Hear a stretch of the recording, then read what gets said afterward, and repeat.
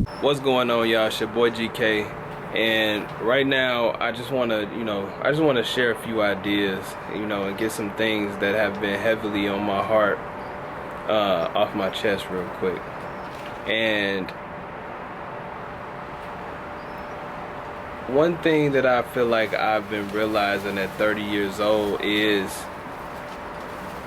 you gotta have clarity. Like, you really have to be clear on who you are, what you're doing, why you're doing it as a man. And to the degree that you have clarity about yourself, is to the degree that you will be able to be in alignment with people, places, and things, right? Like, I noticed that, like, right now, let's say right now, like, I'm taking this time off from everybody. Like, I'm like in isolation mode. Like, I'm in the hyperbolic time chamber. You know what I mean? I'm not talking to anybody. I'm not dating. I'm not doing anything except getting my shit together. Why? Because it is clear to me that until I become what I believe to be the embodiment of stability, until I am in overflow, until I am in abundance in myself and in my space, I will not be able to be of proper service to myself, let alone myself, or my community. I believe that until I am able to live in enough abundance where I can take care of myself and still have some resources left over to give, I will not properly be able to share my gifts with the world. And so the main thing that I'm looking at right now, and for this video at least, is dating.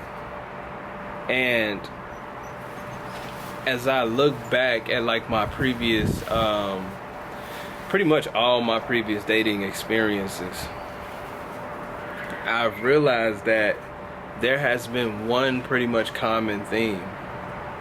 And that common theme is me, being an entrepreneur or whatever the case, pretty much struggling.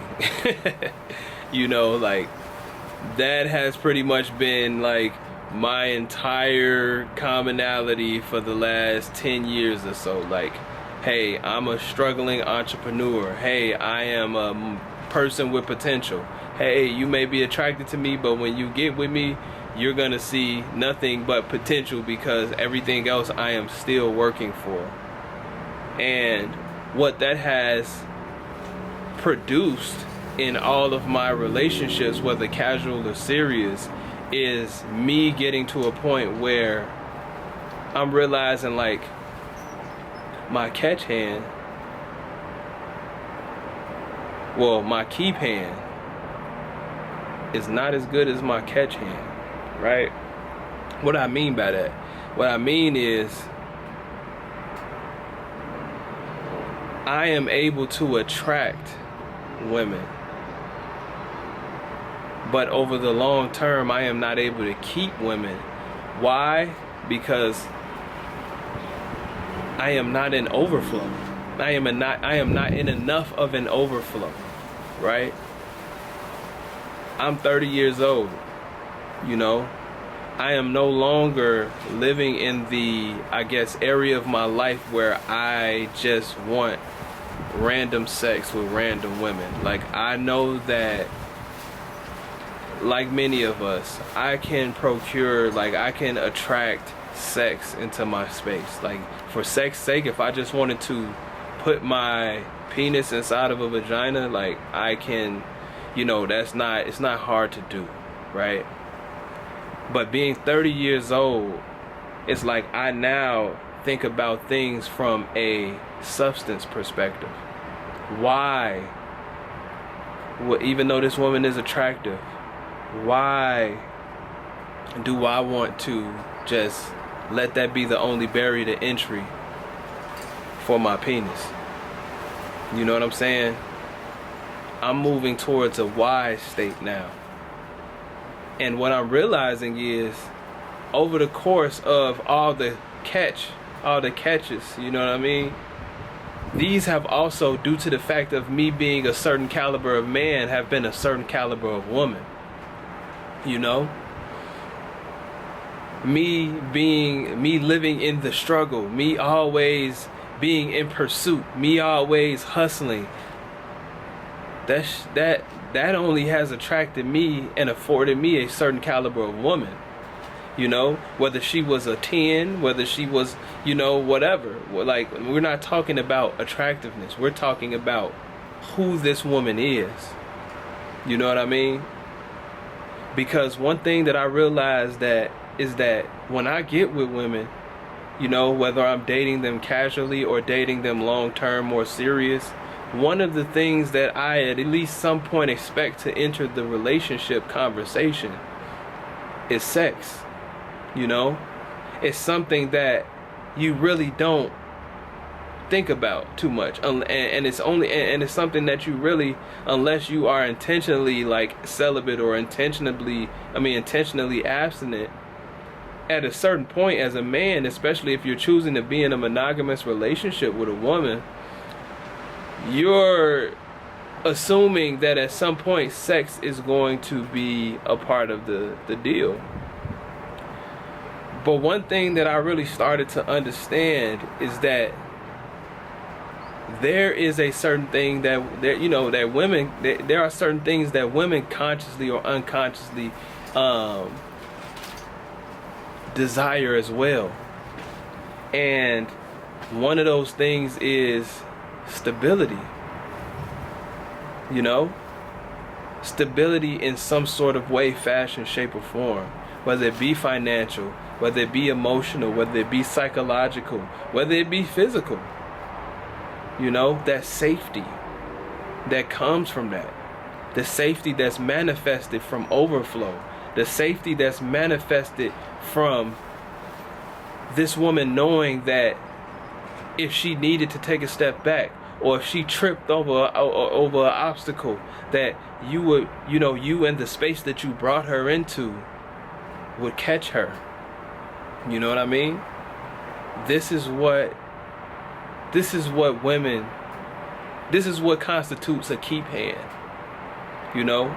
Because you can catch all day by selling a woman a dream, you know, by telling her all these things that's gonna happen, by telling her all these things you gonna do, by telling her in 6 months or a year, if she just stay down with you, that this is what her life is gonna look like. A woman will take that and trust the potential and trust the promises that you made, you know, and you will catch all day, you know. And this is considered, this is in context that the woman is not already in a position where it's like, hey, she wants you to show her something out the gate. You know, because as the older you get, the higher the likelihood that you find women who ain't really going for all the promises anymore. They want to see what you got today. But there are still plenty of women who are willing to see the potential in you as a man and go off that. You know, but what I realized is that, at least for me, there always comes a time. Yeah, my bad, the camera had died, but there will be a time where that woman is going to desire to cash in on that check that you promised her. You know, and at that time, usually probably when times get hard, or like, you know, you guys get into an argument, or, you know, something happens where she really wants to go out or really wants to do something or something, and she realizes like, man, you know, I've been waiting for a long time, man, you know, and I ain't got nothing, but I've been given everything, you know. There's gonna be a time where she feels like the check has come back insufficient funds on her end only.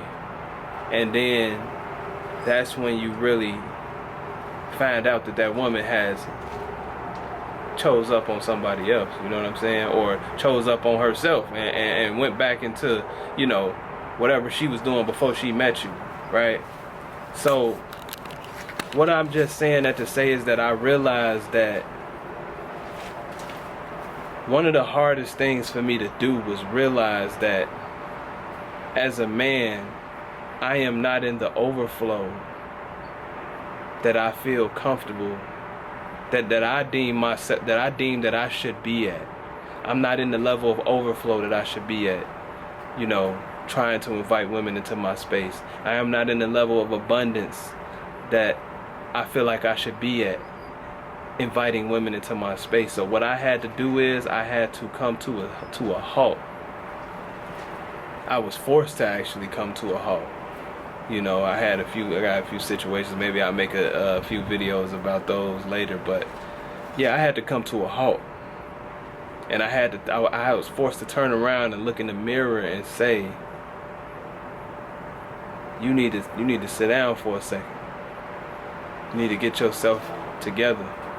You need to get clear on what it is, on first who you are and what you represent and what you want to represent, and really get clear on what it is that you need to do that, and be willing to leave those women alone, leave the dating alone, you know, isolate yourself from all these distractions, because that's all they are. If you're not the embodiment of who you know you need to be as a man, then everything else is a distraction. Everything else is postponing the inevitable, which is the destination of nowhere, because you're not embodying who you know you're supposed to be, because it's going to take work. That's one thing you can't escape, whether you realize that now, whether you realize that later. And one thing I realized that I did, I used sex as an escape.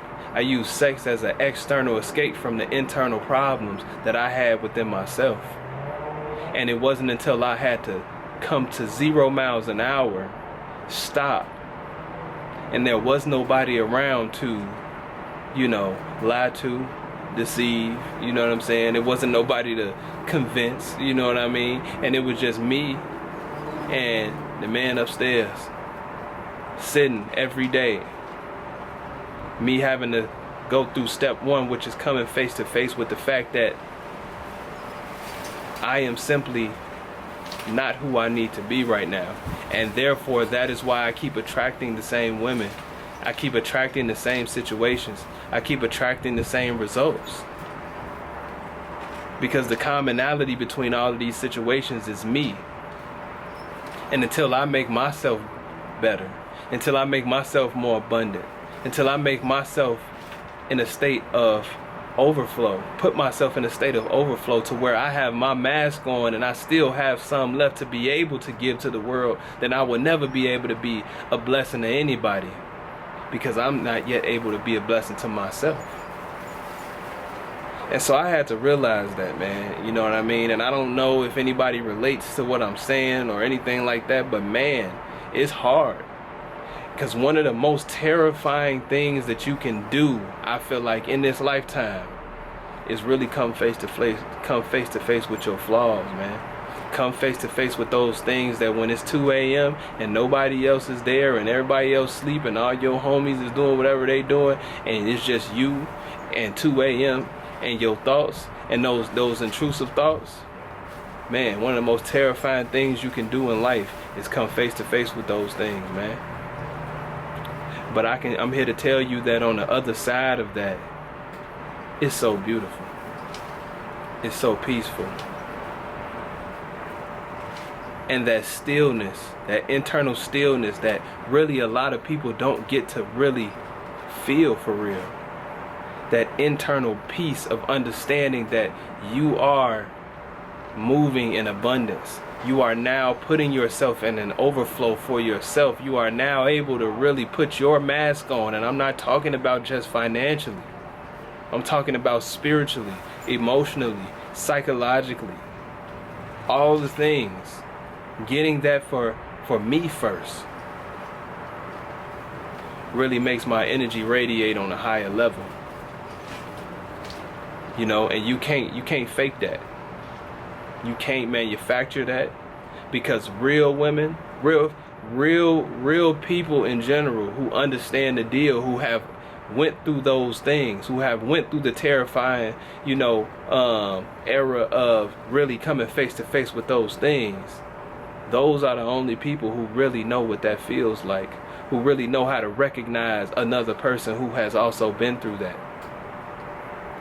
So if you feel like you are not getting the type of woman that you want, I'm not saying she's ugly, but what I'm saying is who she is not the embodiment, or not an extension, because you're the embodiment.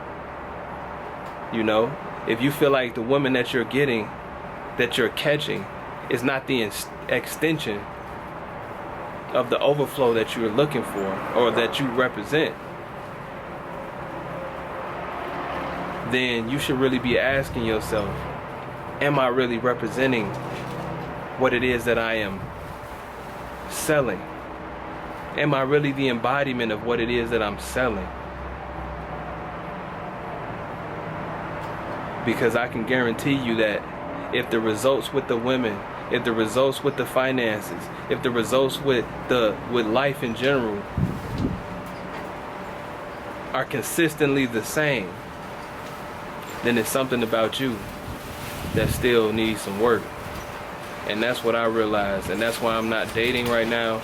That's why I'm not looking for any serious relationships right now. And I'm willing to admit that to myself, and I'm willing to say that to these women who, potentially try to show interest in me, because I realize that it's going to cost me more in the long term by letting a woman get into a vehicle destined for failure, versus letting her know and being 100 with her in the beginning that, hey, I understand, and if we were under very different circumstances, we would be doing very different things right now. But because I respect you as a person, I cannot allow you to step into the vehicle